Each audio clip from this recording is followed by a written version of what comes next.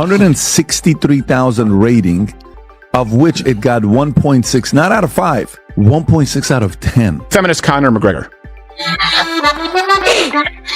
Who the fuck is that guy? It's a weird walk for a weird broad, and I don't like her. They've been in a full meltdown about this girl for a couple of years now. They had her tweet out like a little, yay, Snow White, can't wait, so excited, I love to play her.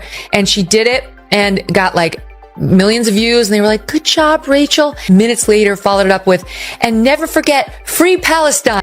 Disney's long-hyped live-action Snow White isn't just flopping. It's cannonballing into a shallow kiddie pool of bad press and corporate regret. Early projections estimate losses between $200 and a staggering $400 million. That's not a fairy tale, it's a financial horror story. Think Cats, but somehow worse. You have to wonder, did anyone at Disney actually read the script? Or were the execs too busy swimming in their Scrooge McDuck vault of imaginary profits to notice the oncoming PR hurricane? At the storm's eye is Rachel Zegler, who's managed the impossible, speedrunning from bright new star to the face of Disney's worst publicity crisis in years. Reports suggest Disney higher-ups went from hopeful to furious, fast.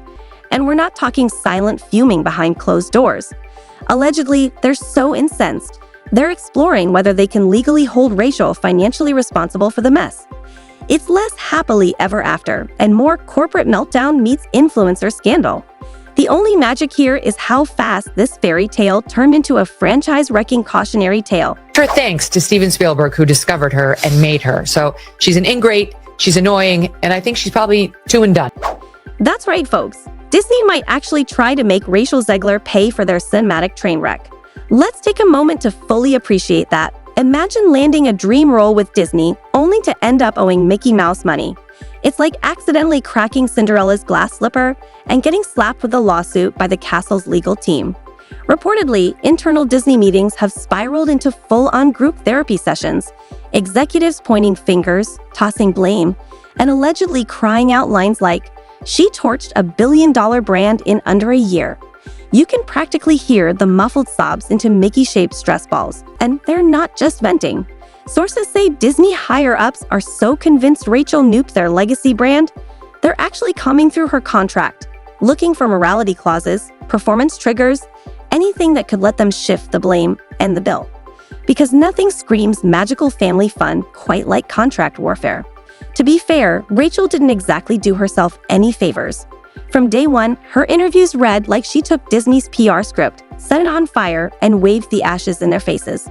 She openly mocked a 1937 classic, calling the prince a stalker and brushing off the love story with a casual, "This isn't about the love story, like, at all. We get it. Modernizing is in." But maybe don't go scorched earth on the beloved fairy tale generations grew up loving, especially when you're the face of its remake. Different approach to what I'm sure a lot of people will assume is a love story just because, like, we cast a guy in the movie. There's a big focus on her love story with a guy who literally stalks her. Yeah. Weird. All of Andrew's scenes could get cut. Who knows? It's Hollywood, baby. But it's one of those things. So true, It's an inner journey that she goes on to find her true self. Whether or not she finds love along the way is anybody's guess until 2024. One of those things that I think everyone's going to have their assumptions about what it's actually going to be, but it's really not about the love story at all, which is really, really wonderful. Disney fans aren't exactly the forgive and forget type. Insult Walt's legacy, and you won't get pixie dust, you'll get pitchforks. So naturally, things went from bad to downright bizarre when Rachel Zegler decided to double down and demand royalty payments per streaming hour. Yes, really. She boldly declared, "If I'm going to stand there for 18 hours in a princess dress, I deserve to be paid every time someone hits play." Girl, that's not how contracts work. That's how awkward family feuds start when Aunt Janet forgets to say thank you for the mashed potatoes at Christmas dinner. If I'm going to stand there 18 hours in a dress of an iconic Disney princess, I deserve to be paid for every hour that it is streamed online. Oh, really? Are you having trouble paying your bills, Rachel? Did Steven Spielberg not pay you for your role in West Side Story? Did Disney fail to give you a healthy paycheck? Every time she speaks, she gets less likable. There's some clip of her on the internet in her Snow White outfit saying, all 18 hours, I deserve to be paid for every single one. Cry me a river. She's just exactly everything that we can't stand. At this point, things were going so off the rails that Disney reportedly had to bring in a dedicated media consultant whose only job was to babysit Rachel Zegler's online presence. You know it's bad when your lead actress needs a professional tweet chaperone, basically a Hollywood parole officer for her social media. But the chaos didn't stop at Princess Paycheck jokes. The real corporate panic set in after Rachel followed up a chipper, studio-approved tweet, "Yay, Snow White." So excited to play her, with an unfiltered political post about freeing a certain country starting with the letter P. Now, normally celebs getting political isn't headline news, except when your co-star is Gal Gadot, who's famously aligned with the opposing side. Cue the Disney meltdown. Sources say execs nearly passed out from stress. They even flew in a high-ranking producer just to personally beg Rachel to delete the tweet. Her answer? A hard no. She refused and doubled down like she was actively speedrunning her own career implosion. At this point, her PR strategy wasn't just bad, it was legendary. Honestly, the intern running the Wendy's Twitter account could have handled it better. Rachel Zegler made it so hateable that you really sabotaged and took hundreds of millions of dollars from the studio. I don't know how anyone would ever want to go into business with her. Now, Rachel Zegler is reportedly fighting back tears as the harsh reality sinks in. Her Disney princess dream has officially morphed into an industry-wide punchline. According to insiders, she truly believed this role would catapult her into Hollywood royalty. Instead, she's become the unwilling face of one of Disney's most embarrassing box office flops, right up there with John Carter and Mars Needs Moms. Those glittering visions of Oscar gowns and red carpet glory? Gone. Vanished faster than you can say, "Not my Snow White." But let's be fair, it's not all on Rachel. This disaster was already brewing long before she ever showed up. Disney execs were stacking bad decisions like Jenga blocks, ballooning budgets, endless delays thanks to COVID, full-blown fires breaking out on set, and reshoots so frequent they probably had a punch card system. At some point, you have to wonder if this project wasn't just mismanaged. Maybe it was flat out cursed from day one. Oh, like how hard it is to find an attractive young woman in Hollywood who can act and sin. It's not hard. Like who just isn't going to offend half the country. Disney tried so hard to make Snow White woke and modern, they somehow managed to alienate everyone. Longtime fans were furious over the drastic changes to the beloved classic. Younger audiences cringed at the forced virtue signaling, and critics had a field day mocking the uncanny valley nightmare that was the CGI dwarves. Yes, you read that right. Disney ditched real actors with dwarfism in favor of computer-generated characters. Why? Because Peter Dinklage, who made a fortune playing a dwarf on Game of Thrones, decided no one else should get that opportunity. It was the ultimate Hollywood ladder pull. I got mine. Now shut it down. The result? Glitchy, weird-looking digital dwarves haunting your screen like rejected 2 pounds game characters. Thanks, Pierre. Super helpful. Social media promptly went nuclear. Hashtags like #NotMeSnowWhite and #BoycottSnowWhite shot past Rachel Zegler's career ambitions overnight. Meme makers had a blast, slapping her face onto scenes from the original film with captions like, "Hi, I'm Rachel, and I hate romance and joy." Her interviews, instead of sounding bold or empowering, came across as smug, tone-deaf, and strangely aggressive, like someone reading angry Tumblr posts about the patriarchy at a Thanksgiving dinner table. Then, to top it all off, people started digging up her old tweets, ones where she lashed out at political opponents with phrases like, "They'll never know peace." Just the kind of warm, inclusive energy Disney is definitely known for. In the span of a few tweets and interviews, Rachel managed to alienate Disney's famously broad, family-friendly audience, turning what should have been a nostalgic, feel-good reboot into a full-blown political minefield. Now, Disney is left sifting through the wreckage, trying to salvage a billion-dollar brand implosion, while experts wonder how the most brand-conscious studio in the world let this happen.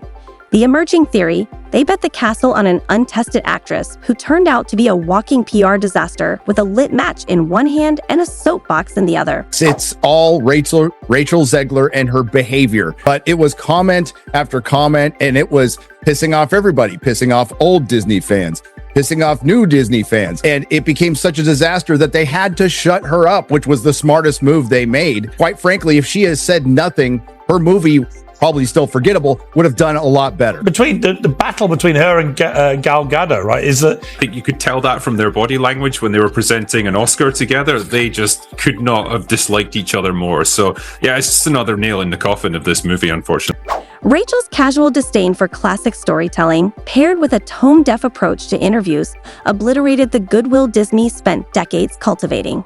What was meant to be a respectful modernization turned into cynical parody. It's like remaking The Little Mermaid, but Ariel hates the ocean and thinks fish are disgusting. Not exactly the magic audiences are looking for. The fallout from Disney's mega flop has sent shockwaves through the studio. Executives are now facing the uncomfortable truth. Prioritizing messaging over storytelling, casting for buzz instead of talent, and underestimating the power of nostalgia was a recipe for disaster. What started as a simple fairy tale reboot spiraled into a full-blown brand crisis, leaving top brass scratching their heads, asking, how did we misread the audience this badly? Rachel's blunders became a symbol of a whole generation's overconfidence on social media, a cautionary tale of posting first and thinking, never. Behind the scenes, Disney execs reportedly scrambled like Cinderella's mice fleeing from the evil stepmother. Emergency PR meetings were called, probably filled with anxious pacing and someone yelling. This is why we don't let stars tweet without supervision. In classic damage control mode, they trotted Rachel out for a carefully worded apology, straight from the Mouse House's "Oops, we did it again" playbook. But fans weren't fooled. The statement came off less like sincere regret and more like a late-night you-up. Text from an ex, transparent, awkward, and way too little, way too late. She thinks she should get paid more because she has to wear that dress. She should get paid for streaming. For every hour she has to wear the dress. So she comes off as an insufferable, whiny brat. And that's why people are so annoyed. Beyond just them inserting feminism, she's gone on to talk about this film numerous times, how she once thought Snow White was creepy. She doesn't like the prince. I think we expect that at this point. But why do you have to mess with a classic, especially with someone who doesn't even seem to like her own character? Critics wasted no time tearing Rachel's apology to shreds, gleefully pointing out what it lacked, namely sincerity, accountability, or even a trace of actual regret. It felt less like a heartfelt apology and more like a sulky sorry from your little sibling while they're still rolling their eyes.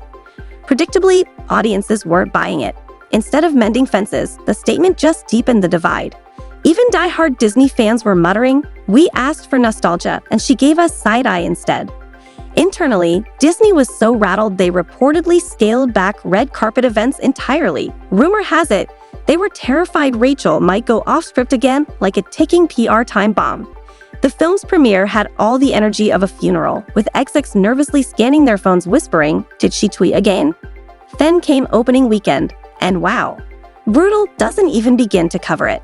Domestically, the film scraped together a measly $43 million, pocket change for Disney. Internationally, it crawled to around $87 million, which sounds okay until you remember they probably spent that much just hiring Rachel's social media babysitters. With a rumored $250 million sunk into this mess, Snow White didn't just flop.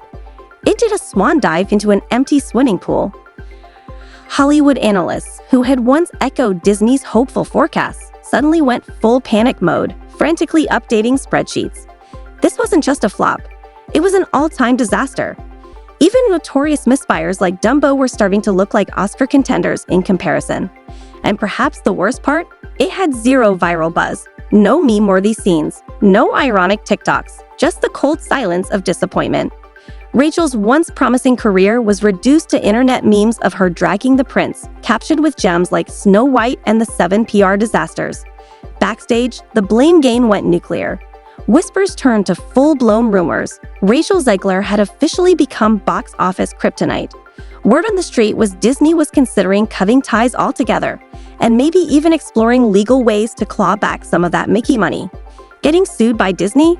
That's the career equivalent of being disinvited from a royal wedding, humiliating, public, and permanently scaring. And just when you thought it couldn't get worse, even the dwarves didn't have her back. Martin Kleba, poor Grumpy, subtly hinted in interviews that the film's chaos stole the spotlight from the cast, leaving everyone feeling about as cheerful as, well, Grumpy himself. See you at the next rewrite. If this script were any more cursed, it'd come with an apple and a witch.